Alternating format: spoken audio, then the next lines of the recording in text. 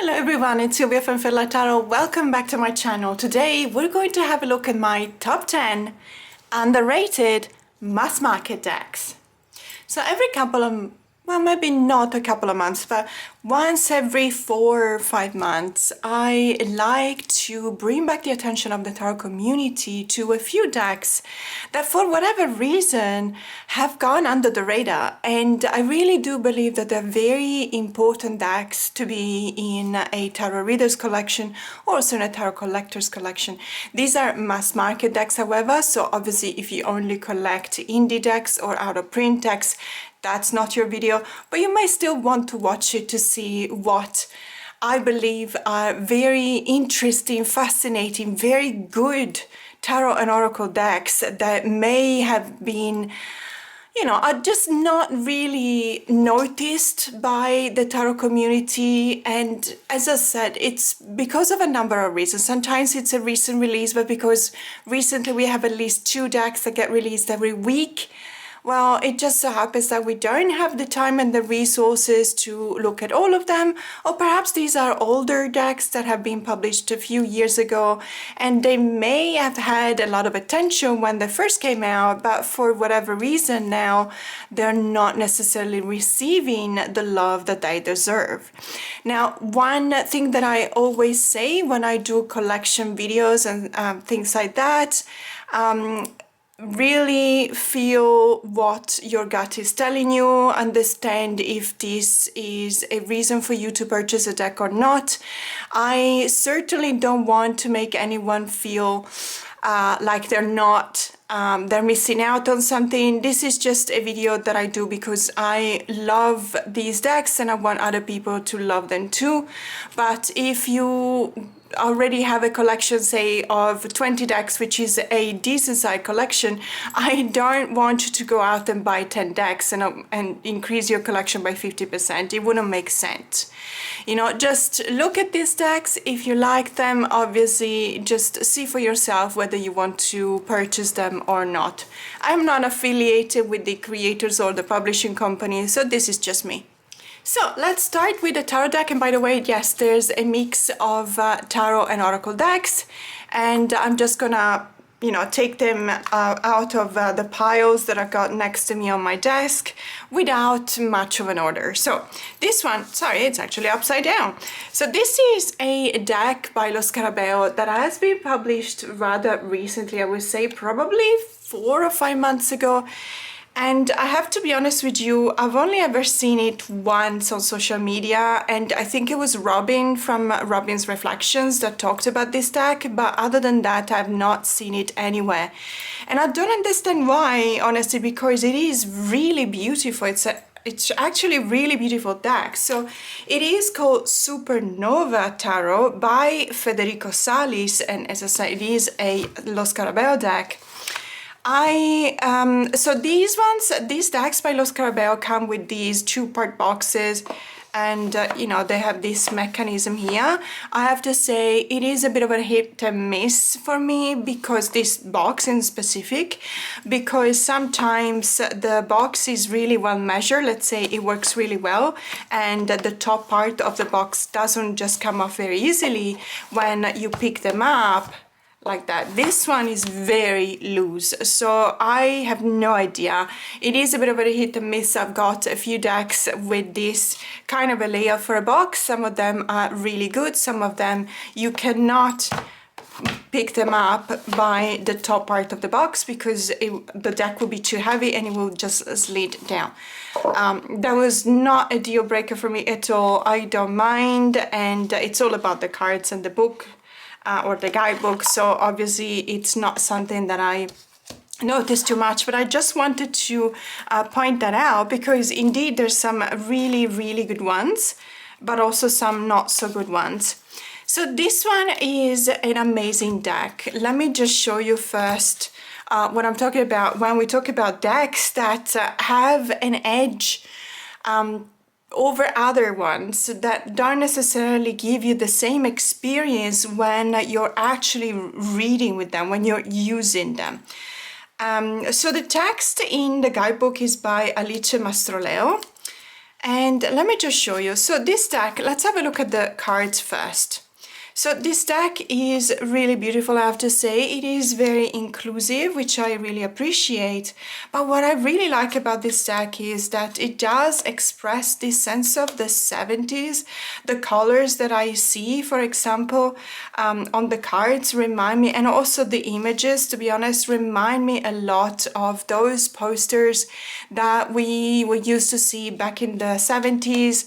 Well, not that I will remember, I was too little, but in any case, when you see them afterwards and they advertise perhaps a movie, and it does feel like it does have this sense of also fashion and reflecting and mirroring society back then. So this perspective is probably more clear in this card. It's got a kind of a they're looking up perspective. So obviously here you will see that there is this kind of distortion in a line that should be straight up, but because it's almost as if these were photographs that have been taken by tilting the camera lens upward, so position the camera at the feet of this character and then position the lens tilted upward, this would be what you would have as a result in the photo.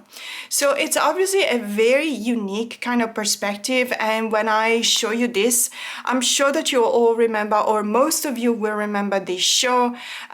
We had a very similar one in Italy. It wasn't called the same way, but they were using this wheel, and obviously this is incredibly, it is nice to see this because I have not seen this wheel used as an image or a symbol for the Wheel of Fortune, well, ever. This is the first time, and yet you wouldn't think about it, but when you look at it, you go, of course, yes, of course, it's the game of chance, you know, and you just spin the wheel, like you spin the wheel metaphorically in life as well.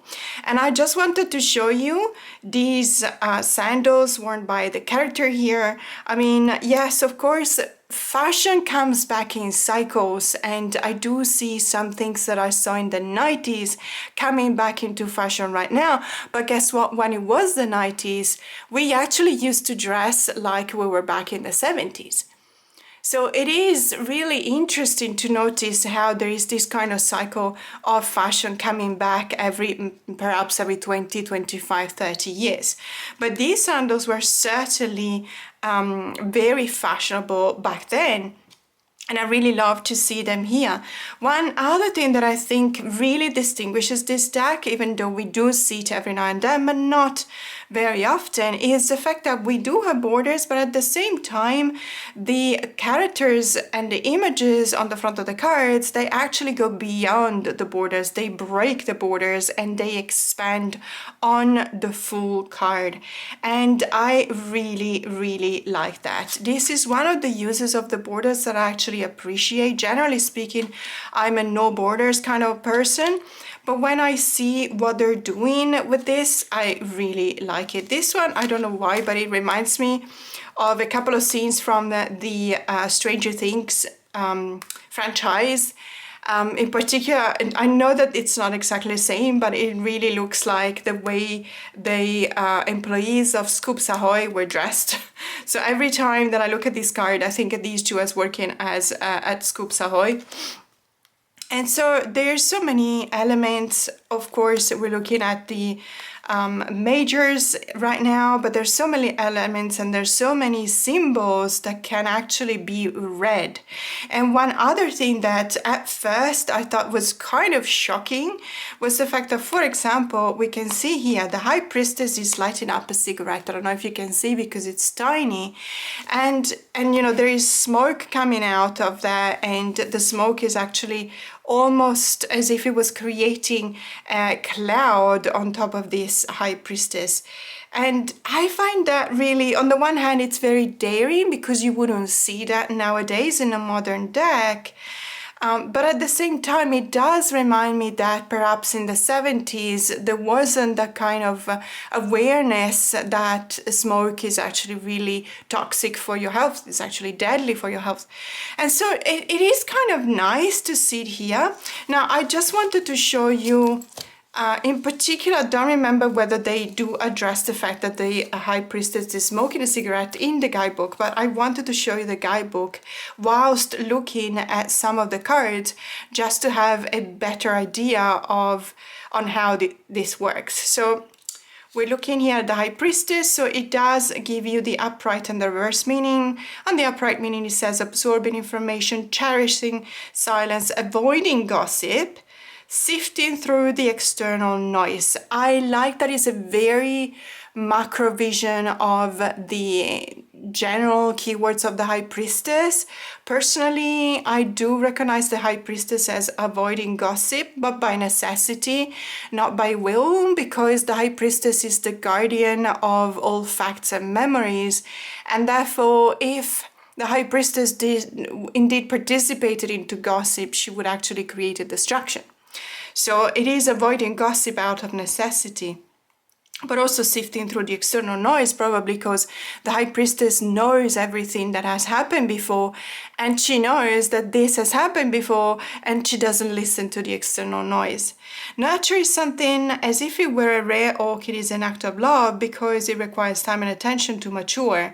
Connecting with higher energies assists us in refining our thoughts and directing them towards something tangible. We choose not to speak unless we have something substantial to say. We observe the dynamics around us and draw our own conclusion.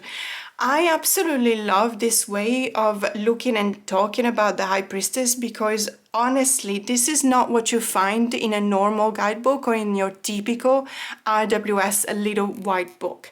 This is something that will improve your way of reading if you're a beginner, and if you're an expert, it will give you something to think about. And if you watch my channel for any length of time, you will remember how much I actually appreciate a deck that can give me let's say an additional layer of interpretation to the cards by perhaps by using a symbol that I wouldn't expect, like this one for example, or using a description of a card that would not have been the first thing that I would have thought about that card itself. Loving the platform shoes, by the way. Absolutely, the 70s look is really, really cool. And as you can see, it is your traditional RWS in the sense that the symbols are there, and also most apparently the way to interpret the cards themselves. Even though, as we've just seen for the High Priestess, it does also give us the possibilities to focus on something different. I'm loving the bob, by the way. Not that I will ever trim my hair in this style, but I have to say, when I was probably, I don't know, 3 years old, 4 years old, I was sporting a bob like that of red hair. So you can imagine how much I was standing out when I was going to kindergarten, of course. And loving the polka dots in the dress, for example. I think that Robin, I remember when Robin was talking about this deck, she was also pointing out the fashion choices of the characters, and I agree 100%. This is one of those decks that really makes you pause, it makes you look at the cards, it makes you probably even take a second look at the cards, even when you know what's going on. So the Ten of Wands could not be more typical, because we still have this person that is carrying 10 sticks, and obviously they're struggling because they're taking on a burden that is not even their own. So you do have some symbols that remind you of how to read the card in a traditional way. But I love to look at all the other details. Perhaps there is the house here, and they're going towards that house. And I also noticed that when they're climbing up the stairs, so these stairs, these steps are made out of probably stones, and you can tell that there is a little bit of a crumble here. So it's not just that this person has taken upon themselves a bit too much, but it's also that the road they're going down on is actually very treacherous, it's dangerous because it's falling apart. Or, you know, the Knight of Wands is actually riding a zebra, which is very unusual, of course. Or the cowboy girl attire, but also sexy cowboy attire worn by the Queen of Wands. And obviously the Queen of Wands would be like that because it's all about appearances, but in a good way of showing how much of their spirit comes to the surface in order for others to actually appreciate the performance of the Queen of Wands. Or the Two of Swords, for example, which is again with that perspective of the camera tilted and looking up. Or the neon sign. The Four of Swords has this neon sign in which we see a person holding a heart, which is very, very interesting, because we still think about the Suit of Swords as a suit of the mind, but at the same time, when the mind is troubled, there's no two ways around that, but the heart is troubled too. Or the Six of Swords, which is always my favorite, and I always love it when I see a boat that has a shape of a gondola. I really do appreciate that. And as I said, I really appreciate diversity also when it comes to body shapes and etc. So it is a really beautiful deck. I highly recommend it, not just because of the aesthetics, but also because, as we've seen earlier, the guidebook would actually give you a different approach to the cards. So the next one is an oracle deck, and it's this one here. This is the Wisdom of the Elders Oracle by Sean Leonard. The artwork is by Tracy Metallic and Aaron Google. This is a Hay House deck. And for one reason or another, this deck is very underrated, and I really don't understand why. It came out about a year and a half ago, and I presented this deck when I was talking about a spread that I made up, a custom spread about how to reconnect with your ancestors and how to better place yourself in a state of mind in which it's easier to understand the message that is coming through the veil, and how to honor your ancestors and the way in which they're communicating with you, because this deck is absolutely fantastic. But then I have not seen this deck in any other channel, or I do watch a lot of videos. Obviously I don't watch all of the videos, but for the majority of the videos that I watched, I've actually never seen this deck portrayed, perhaps one or two times when it came out a year and a half ago. And I'm not really understanding why, because it is a great deck. So not only does it have really beautiful imagery, very beautiful colors, and also because it talks about the wisdom of the elders, obviously we're looking at very, very beautiful and evocative kind of images, because imagine this is one of the decks that is supposed to help you reach that kind of connection with your ancestors, or also with your elders, whether they're still there or not. So it is very beautiful, and the colors remind me a lot of other oracle decks that are similar in nature, but this is very unique. And the reason why I'm saying this, and the reason why I'm saying it's underrated, is because this one actually gives you an additional layer to use in your practice. You have the image, you have the keyword, but also obviously you have the title. So I really appreciate that. But also I appreciate that we're looking at Bigfoot here, and we do reflect on the fact that Bigfoot has honesty as the keyword. So let me just go to the guidebook, because I really do believe in trying and understand why the creators and illustrators have chosen Bigfoot to signify honesty. So we're going to number 10. Honesty is a sacred grandfather teaching that starts with oneself, as it takes bravery to be honest through our words and actions. By being honest with ourselves, it becomes easier to be honest with others. The sacred grandfather teaching of honesty is provided to us by Sabe, Sasquatch, or Bigfoot, which imparts its ability to truly understand what is and how it walks through life. To walk with integrity is to know honesty, and to be honest with yourself reflects a level of righteousness. Long ago, Sabe walked among people to remind them to be honest to each other and to the laws of the Creator. It is said that honest people keep their promises, and living a life true to oneself exemplifies honesty. To truly accept who you are and how the Creator made you is to be true to one's own spirit. Fully accepting who you are will guide you through this sacred teaching. And this is the part that I actually like, and that's the reason why I kept on reading, because I didn't remember what it was in the middle of the description or at the end. But this is basically a message of how to interpret the card when you pull it in a reading. So if you have drawn this card today, remember that embracing who you are is to be be honest with yourself and the creator. You might be called upon to be honest in a particular situation or become more honest with yourself regarding how authentically you walk in this life. Remember to embrace all that you are. The creator made you as a unique expression of the divine, and expressing the truest version of self assists in raising Earth's vibration. So there's a lot of this in the guidebook, and that's the reason why I was taking this deck to create the custom spread about how to how to honor the ritual of breaking the veil and being in tune with the voices coming from your ancestors, also from the elders that are not there with us anymore, or from some beloved ones that are on the other side of the veil. And this is a very conducive kind of deck, not just because of the beautiful art style, but also because, as I said, of the really nice, richly saturated colors, which I really, really appreciate. And also because this is one of the decks that I actually really like pairing up with one of my favorite decks, and I'm going to show you. So of course I'm talking about the Gentle Tarot by Mary in the Sky.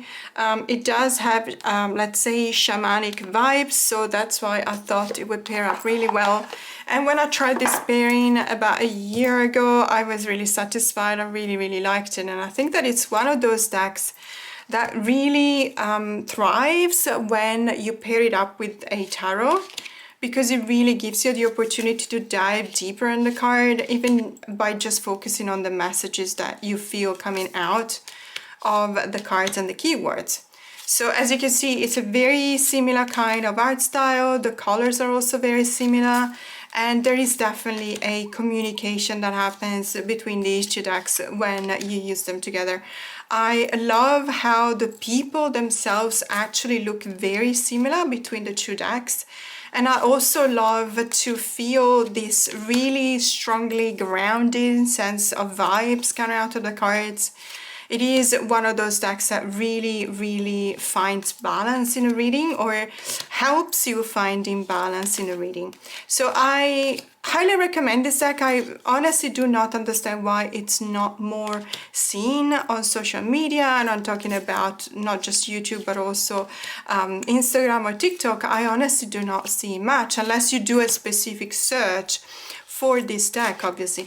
But then again, it could be that there are so many decks out there that inevitably you end up underrating or underloving or underappreciating some of them, simply because there's too many. But let me know in the comments below what you feel about this concept. Are we going through a period of time in which publishers are saturating the market with decks? I think that we are. It is one of those period of times which is very cyclical, because it just, to me, it feels like it started immediately after the beginning of the pandemic, simply because people really needed to find a way to look inside themselves and find peace when the rest of the world on the outside was so chaotic and painful. But we're still on the tail end of that wave, and perhaps it's going to last a bit longer. And I do feel that there is a oversaturation. Let's say there are too many decks being produced out there, even not just mass market decks, but I'm thinking about indie decks in Kickstarter, for example. I personally do not mind at all, because I am a collector and I love seeing new decks. So I'm actually really happy about that. But I'm curious to see what others think. So let me know in the comments below. And so the next deck is a tarot deck, and it's the Before Tarot. My edition is legit. It's an edition that I received from Total Tarot magazine, which is a publication that has been licensed by Los Carabel to reproduce some of Los Carabel's decks. So it looks, if you have the Before Tarot and it looks slightly different from this one, it's not because this one is not legit. It is a legit deck, but as I said, it is one of the issues. It comes with some of the issues of the Total Tarot magazine. I believe in particular this is issues 28 and 29. I had a few issues with Toto Tarot magazine. So I personally, if you're in Australia, perhaps you've had fantastic, experiences, and the customer service is amazing, but it used to be at least amazing. But what happened was, I believe they actually, maybe they cut down on the stuff, because when I moved, they kept on sending it to the old address, even though I sent them several messages. And to be honest, at the end, I just decided to stop the membership, because I just could not keep on hiking back to the old address. Ring the bell, say, hi, sorry, it's always me. Yes, I am a tarot reader. Yes, I am a tarot collector. So in any case, this is the before tarot. The reason why I think it's underrated is, as always, because I honestly don't really see it, let's say, in the tarot world. But at the same time, it feels like it gives me so much to think about. So the concept of this deck, and I think you can feel it here, or you can see it here. The concept of this deck is to take a snapshot in time of the situation in which the characters of the traditional AWS tarot found themselves moments before they were immortalized into the traditional AWS poses and scenery. So for example, this is the Fool, and it is shown as they're going to pluck the white rose, that is a symbol of purity, obviously. And at the same time, we can see that the dog is here, but it's trying to bite its own tail, which is, if you have a dog, you will know. And it's a very, how should I say this? So it's a very unique way to present a tarot deck. Or for example, the Six of Wands is the moments before the person is actually riding the horse and telling everyone that they're so happy because they won something, but is being crowned in this moment when it's been, when someone has taken a snapshot of in time. We got the Hierophant here. We got the Emperor, for example, a moment before he's going to sit down. The High Priestess, a moment in which the owl is actually still there. So we imagine, because we wouldn't know about this, and obviously this is the interpretation of the authors, the creators of the deck, that there is this imagination, this kind of figuring out what could have happened just moments before someone took a snapshot.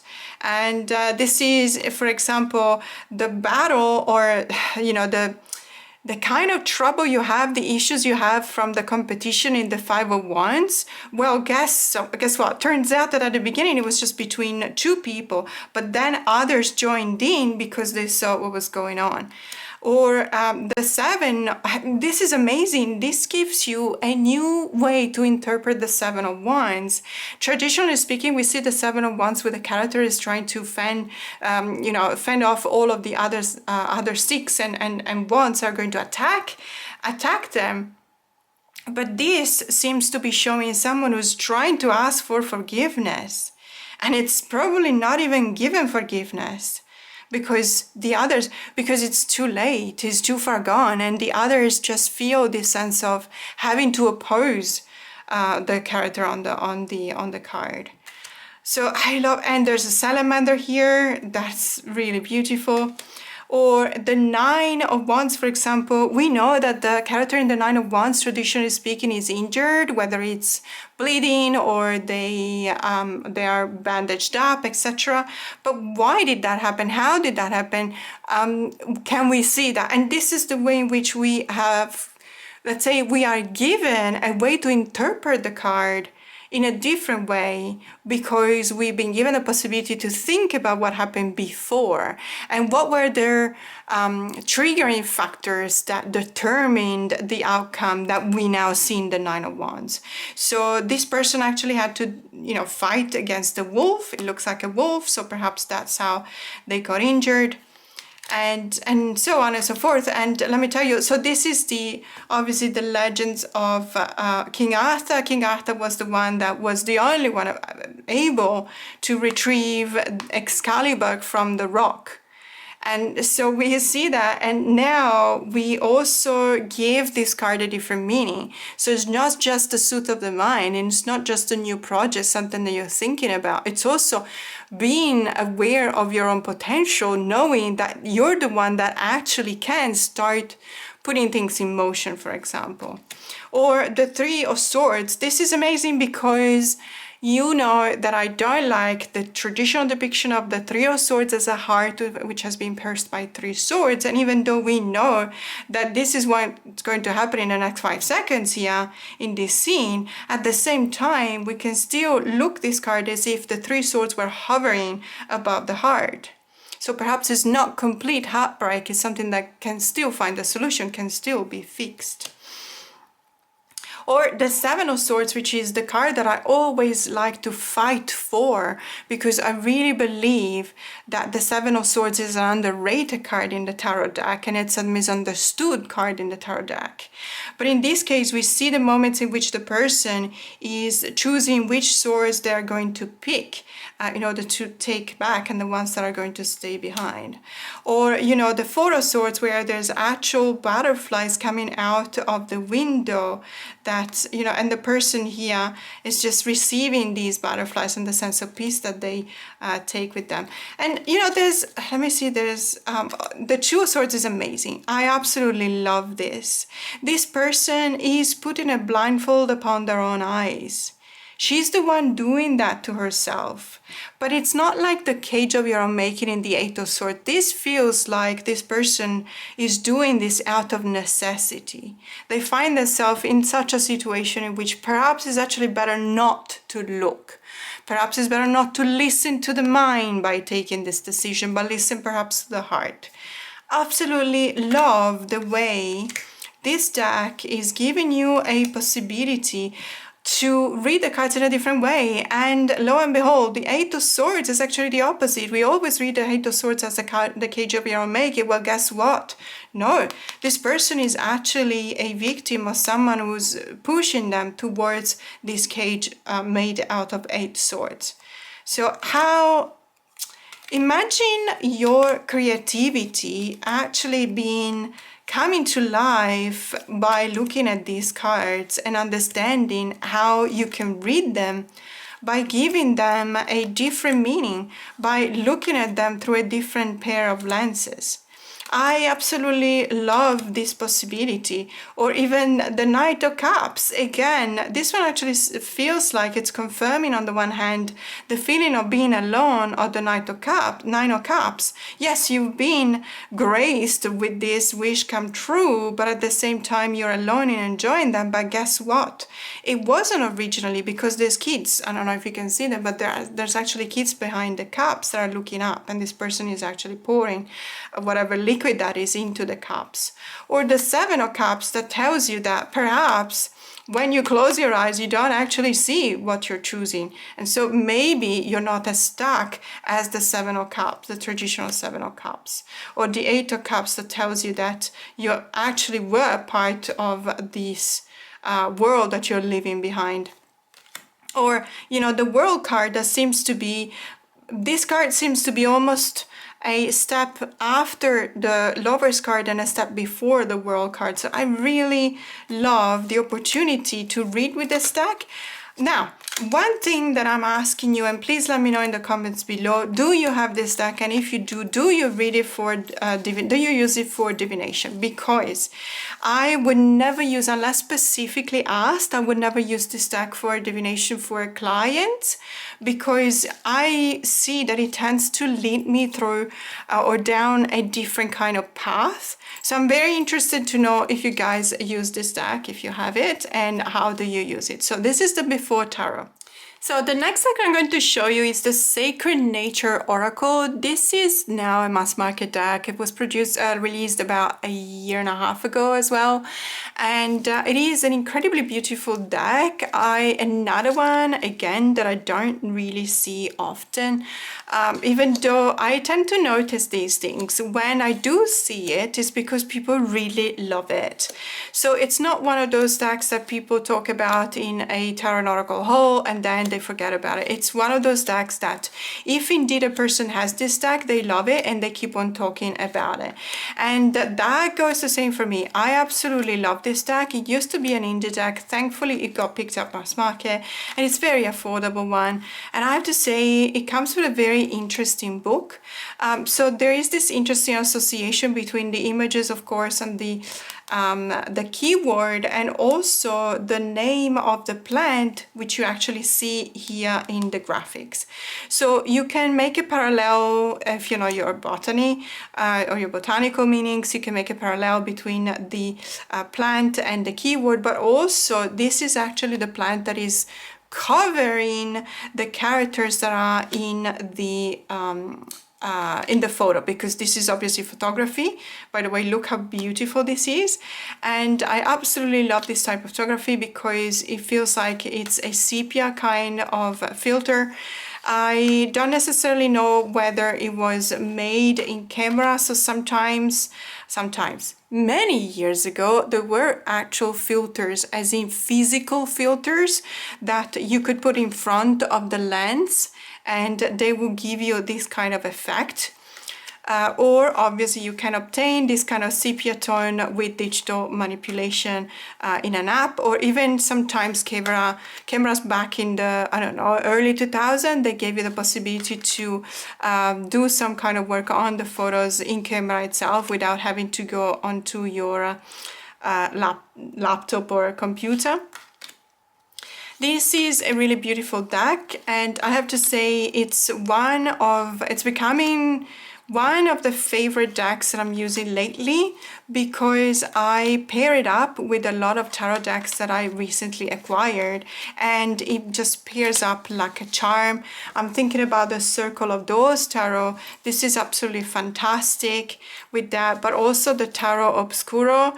They just look wonderful together. Let me just show you briefly, otherwise this video will be, as usual, very long, but I just have to show you. So this is the Tarot Obscuro, and it's a recent Kickstarter deck that just arrived perhaps a month ago. I absolutely love this deck. Now, just a small disclaimer, this deck seems to be a bit controversial in the sense that it feels very how should I say, very dark, let's put it this way. And I know that it might be triggering for someone. I've actually received a message from someone saying that this deck was very triggering for them, so I'm sorry. Obviously, when I feel that someone is hurt by a deck that I'm showing, I'm sorry about that. I would recommend, if you know about this deck and there's images that trigger you, I would recommend you skip ahead. I personally love it. It's becoming very quickly one of my favorites, and I'm putting it together with the Circle of Doors Tarot and the Sacred Nature Oracle. I don't necessarily always use these three together, but I do believe that I actually pair up really nicely. We are looking at very similar kind of styles when you have a sepia tone here and a kind of a sepia tone with digital manipulation on Tarot Obscuro, and this one is actually also photographic technique that is actually using the stacking or the sandwich technique, in which you actually stack the negatives one on top of the other, and then you develop the film. So we're looking at three different concepts by using the same media, so photography. I love photography. If you know me, you will know how much I love it. And I actually really like finding these ways to pair my photography decks together. I have to say the Sacred Nature pairs up really well with the Somnia Tarot as well, probably also because the Somnia is a photographic deck. But in any case, I'm not going to flip any more cards. I just wanted to show you how good these three are together.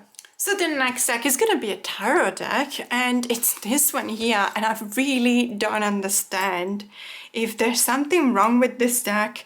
Why don't I see more often? It is such a beautiful deck, and yes, it's very pippish, but are they lazy pips? Absolutely not. So this is the Tarocchi Flora. So it is an Italian deck. However, of course, it's a tarot deck. So if you know your cards, you know the numbers, you will recognize the majors, and obviously with the minors, it's never really a problem because you've got the symbols. This is by Massimo Alfaioli and Maria Eva Di Maggio, and it's published by De Vecchi. Bybee. The Bybee is an older producer or publisher of decks, because I remember buying the Celtic Tarot from them 25 years ago or something like that, and now I have to say they moved on from the sharp square edges of the cards. They moved on to more rounded edges, which I really appreciate. Thank you for that, because there's no two ways around that. Sharp edges or square edges actually hurt you when you shuffle the deck, especially when the deck in question is huge like this one. And just to show you, let me see if I have, okay. So the Before Tarot, this is the Before Tarot, and it's a standard Los Carabeo size. So just to show you the difference between these two, this is what we're looking at. We're looking at a wider, fairly wider, and a lot taller kind of deck. So obviously it does pose a couple of problems when it comes to handling the deck. Especially if you're like me with injuries in your fingers. However, I have to say, this is such an amazingly beautiful deck. I actually don't mind, even though when I shuffle, I have to do like this, which is, very precarious. It feels like I don't really have a grip of the cards. But I don't mind, as I said, because it is a very beautiful deck. So, as I was saying, yes, it is peepish, very peepish as such, because you can notice that immediately this is the Four of Cups and this is the Five of Cups.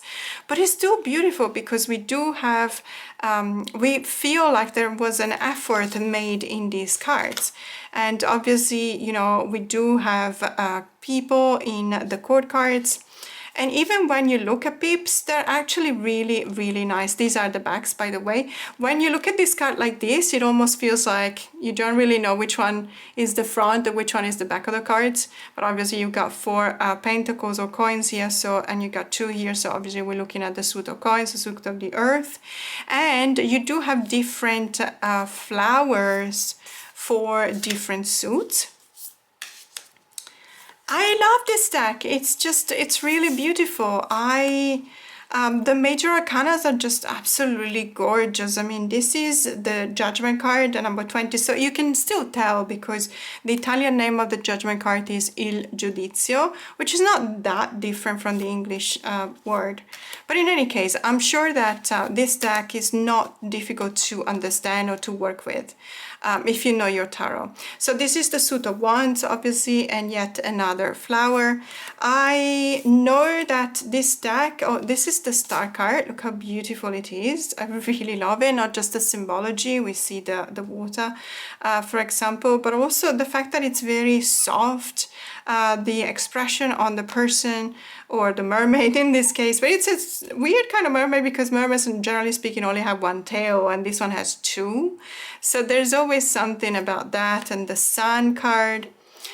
So the Chariot, for example. So obviously it's called Tarocchi Flora, so the Flora Tarot, and of course we're seeing the theme of the flowers on the images. And I have to say this deck used to be not very easy to find. As a matter of fact, I had to order it from Amazon Italy and it had to ship over here in Australia. But I don't know what happened. All of a sudden, I've actually seen it in Kinokuniya in Sydney. And so does that mean that this deck is finally going to be given the love that it deserves? I don't know. But it is a beautiful deck. It is a really, really beautiful deck. One thing that, as I mentioned earlier, for me, it does represent a bit of a problem is how to handle this deck because of the size. And so be it. I mean, I do believe that there's pros and cons. Obviously, it's not easy to handle, but it is very beautiful to look at the cards when they are this big. So this is the Flora Tarot, and it doesn't necessarily give me an additional layer of interpretation of the cards, but I do believe that when the aesthetics are so pleasing and you don't really see this deck around, it is underrated and it should be given or shown more love. This is the Death card, by the way, probably one of the most beautiful Death card ever. It does, however, remind me a little bit of the Honasa House Tarot decks because of the floral theme and also because of the size, ironically, but it does have a different kind of combination of color palette. So the next deck is obviously an Oracle deck, and it's this one here. Let's just zoom in a bit. This is such a beautiful and yet very deep and harrowing, I would say, Oracle deck. It's called The Journey of a Lonely Soul Oracle Cards.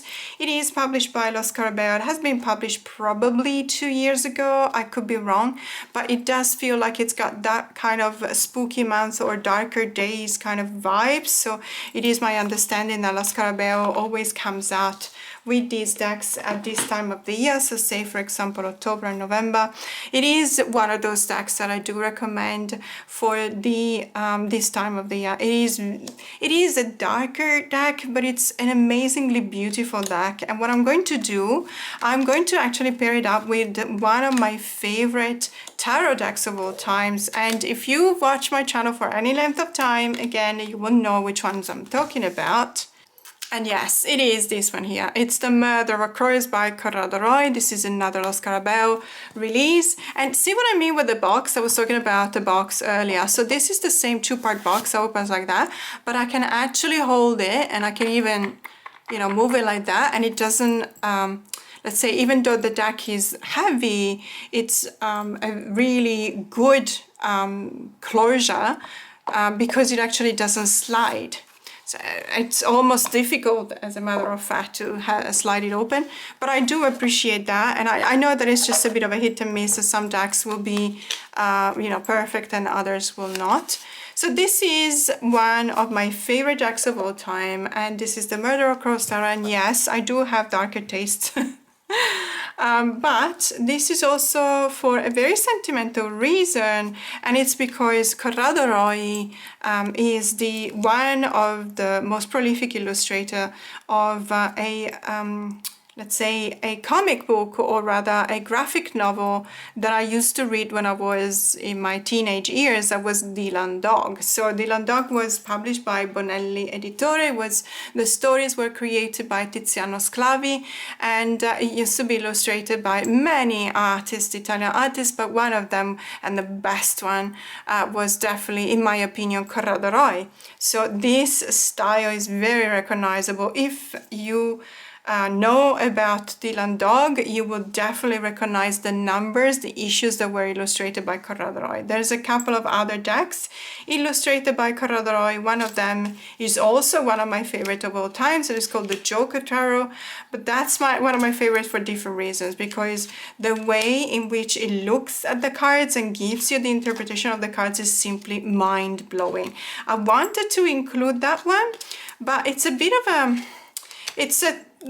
a difficult decision, because that deck is actually published by Los Carabeo, but it was a Kickstarter campaign. So does that mean that it's mass market? No, because even though it is a mass market publisher, at the same time it's not being released mass market to the masses. So I don't think it would, you know, it is underrated, but probably because there were only a limited number of decks printed.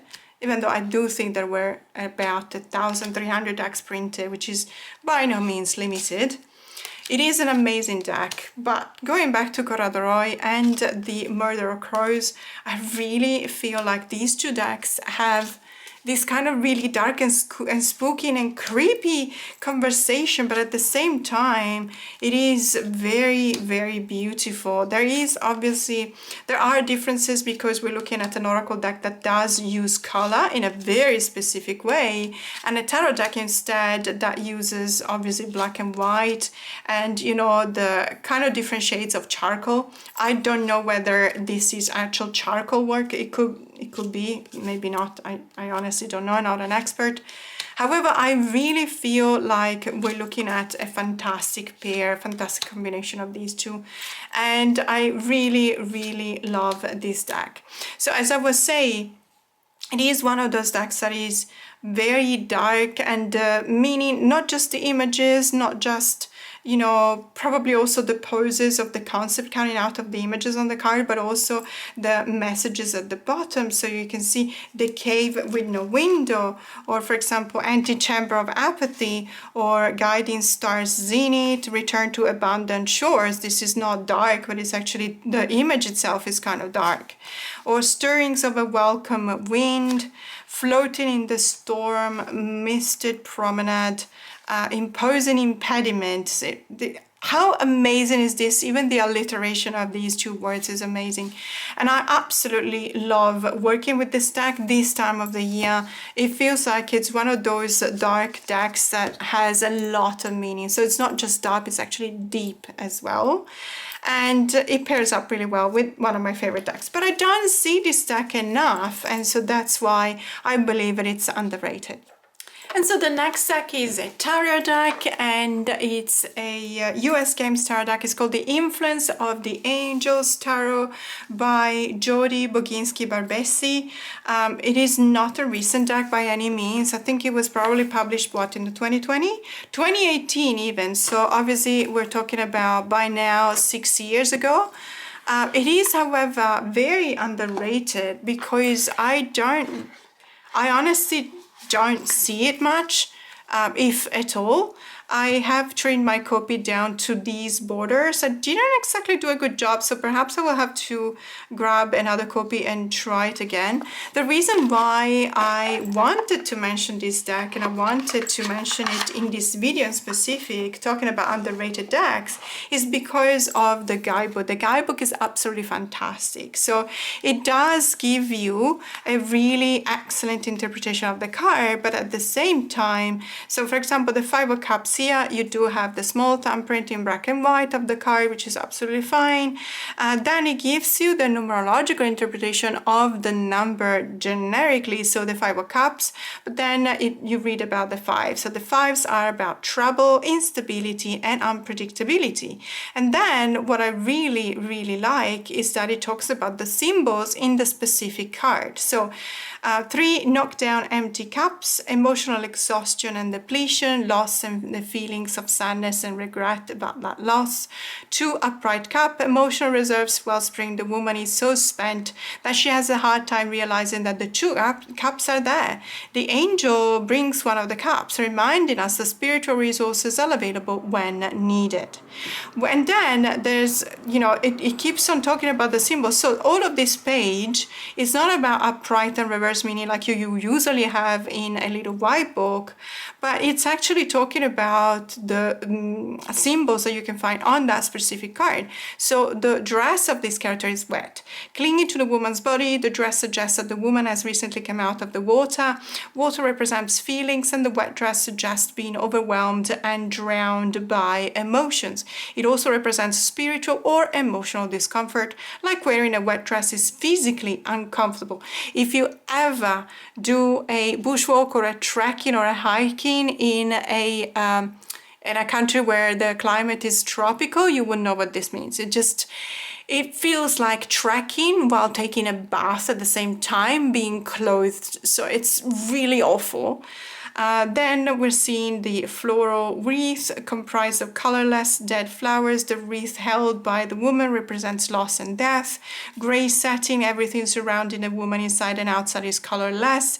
This conveys apathy or depression. It's obviously a very bleak way to read the Five of Cups, which to me is more often than not crying over spilled milk. And, you know, understanding that that is not the actual loss, that is not the real loss, and it's an invitation to actually move on.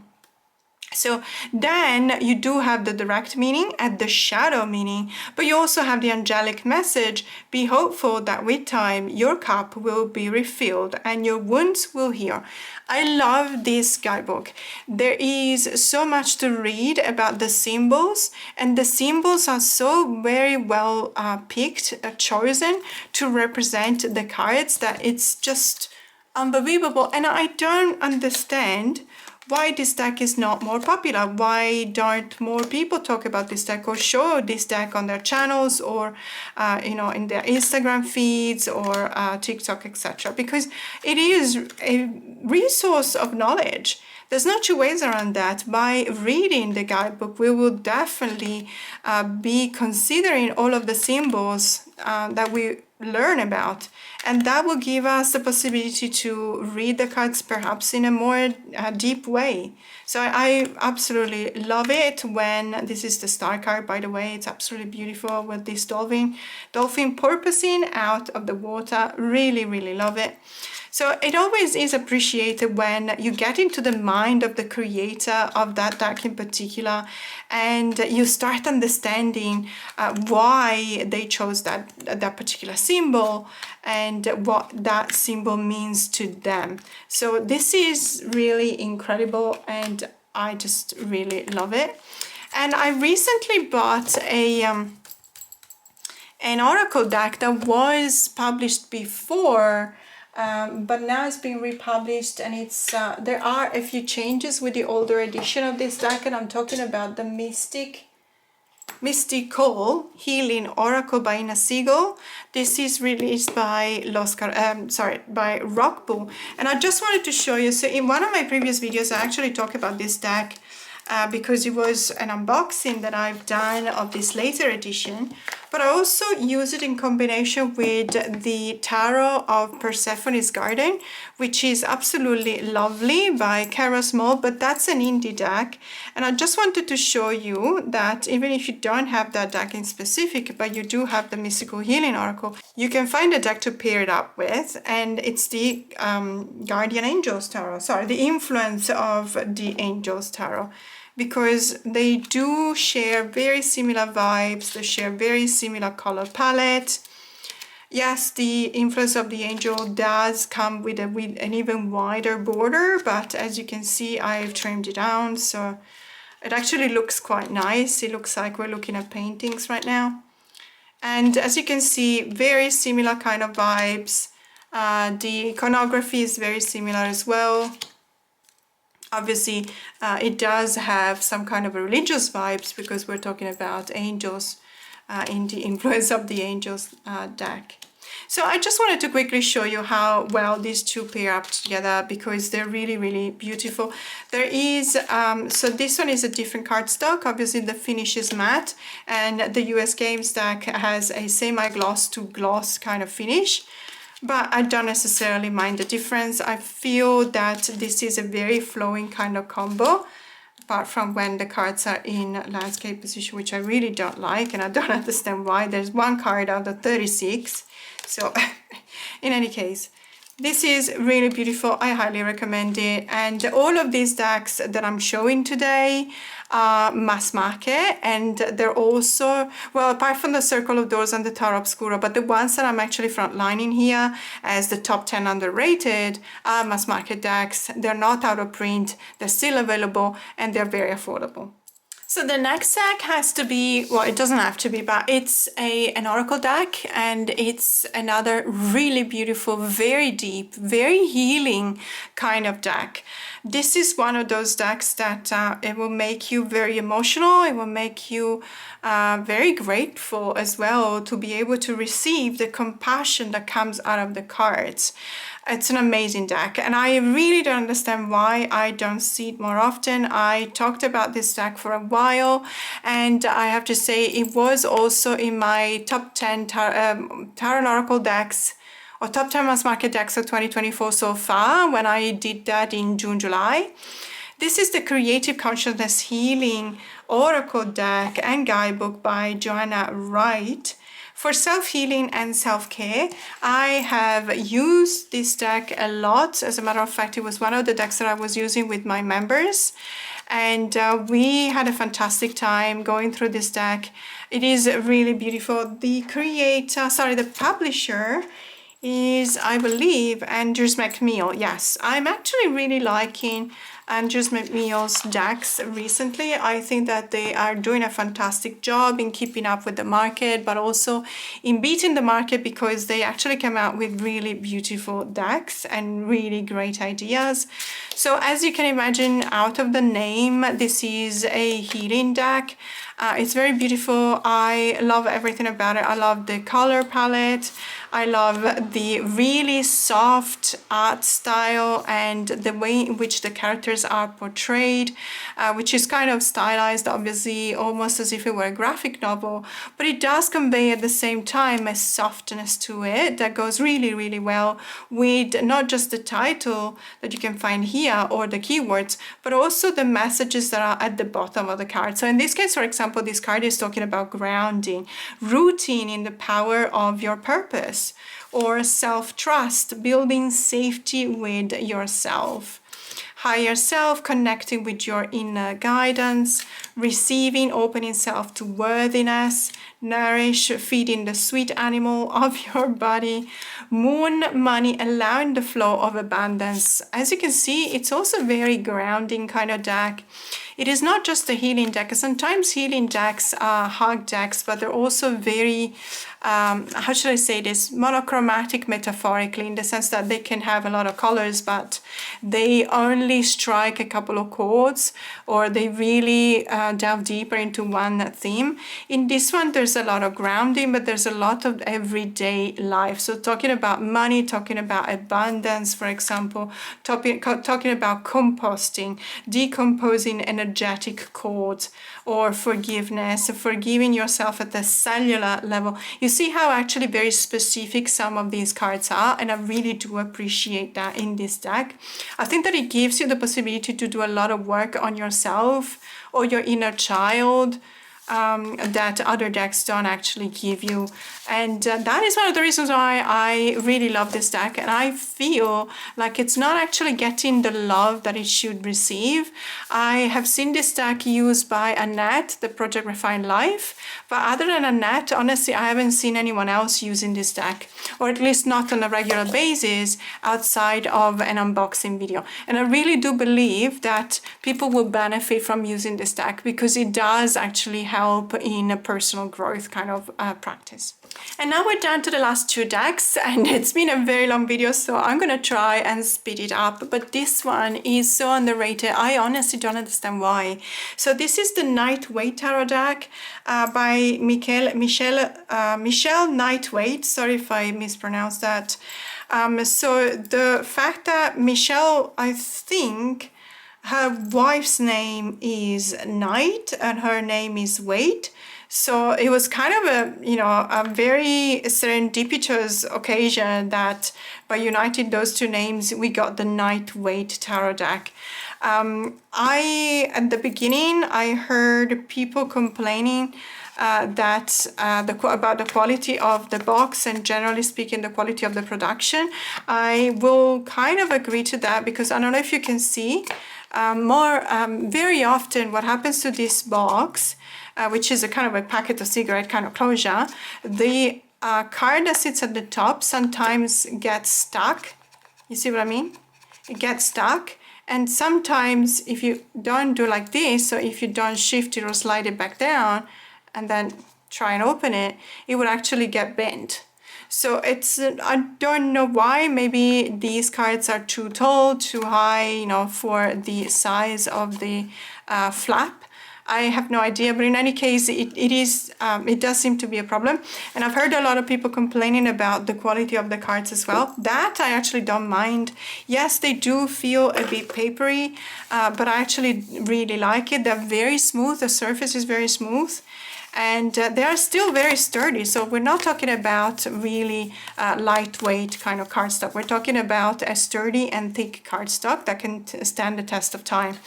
Now, this deck is a collage deck, and I am in my collage deck season. I don't know why, but I really feel called by collage deck. And as a matter of fact, I'm waiting for a deck to be delivered, and then I'll do a video of my top 10 collage decks, because I'm really, really feeling the vibes of collaging right now.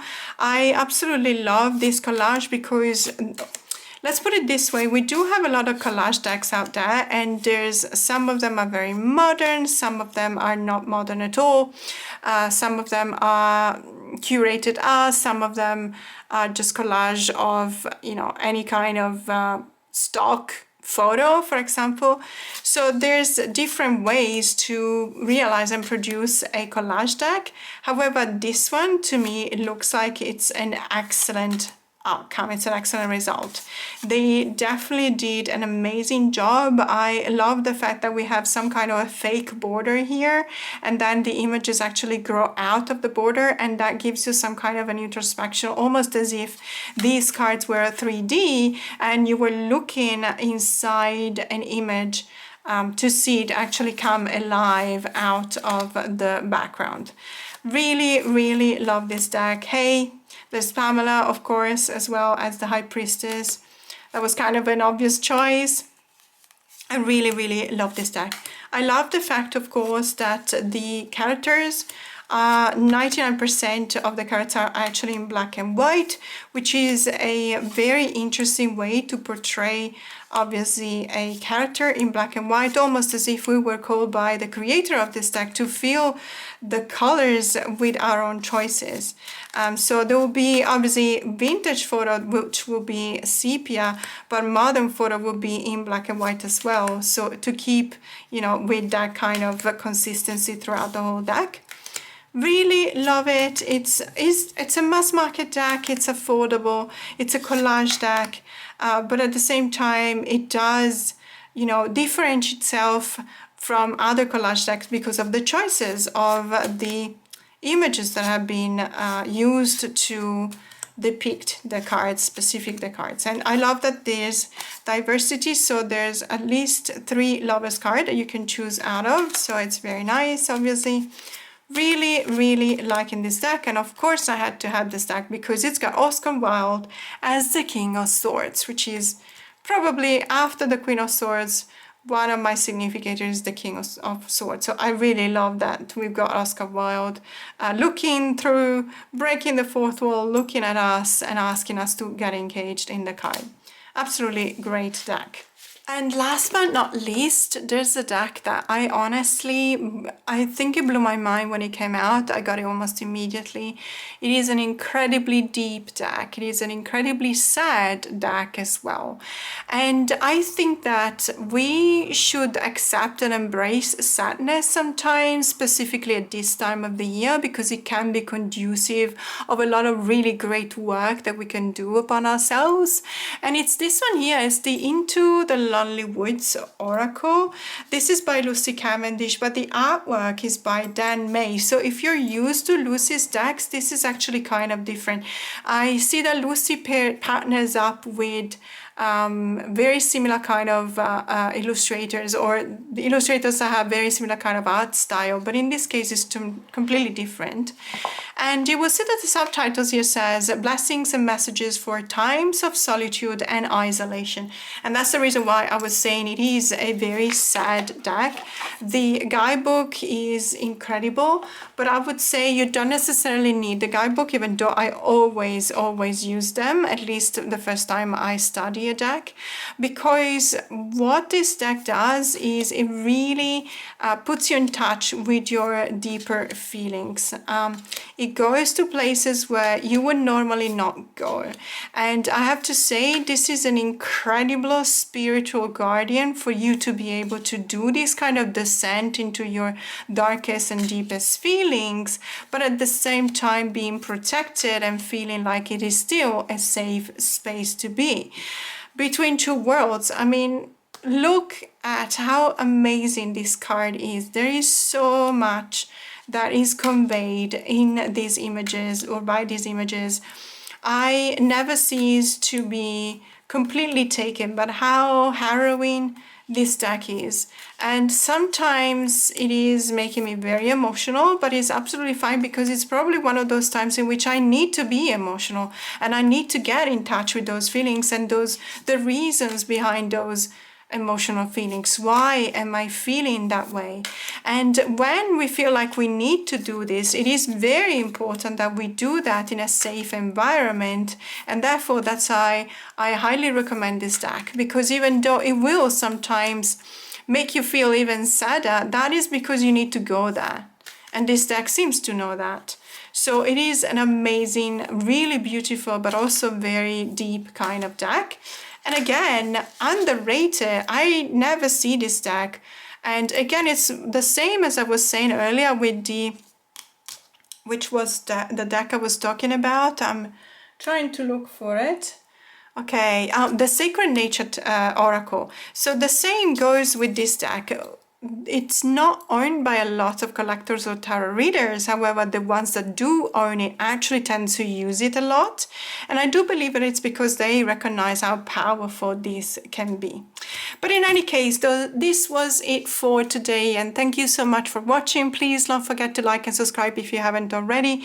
It really helps growing my channel.